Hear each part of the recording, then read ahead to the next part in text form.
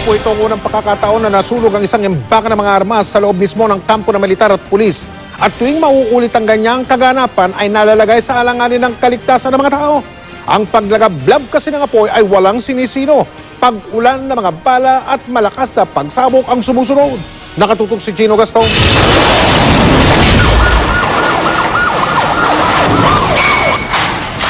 February 2004, nagmistulang war zone ang Camp Crame. Nasunog ang armory ng Logistics Support Service.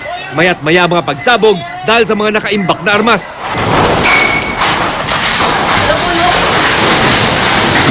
Hanggang sa EDSA, abot ang sunog.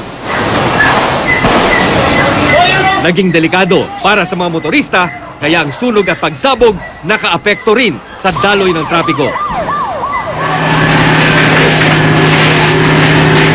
April 2006, sinabayan din ng pagsabog ang lagablab ng apoy sa headquarters ng Army Reserve Command sa Fort Bonifacio.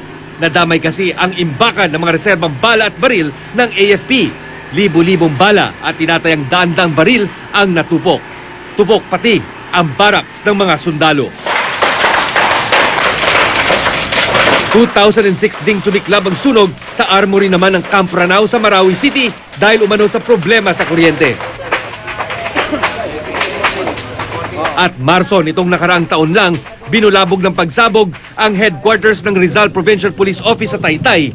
Nilamon ng apoy ang barracks kung saan may mga nakatago palang mga pampasabog ng SWAT at ng Explosive Ordnance Division. Agad namang nailikas ang mga preso sa katabing kulungan pero 8 ang naitalang sugatan sa pangyayari.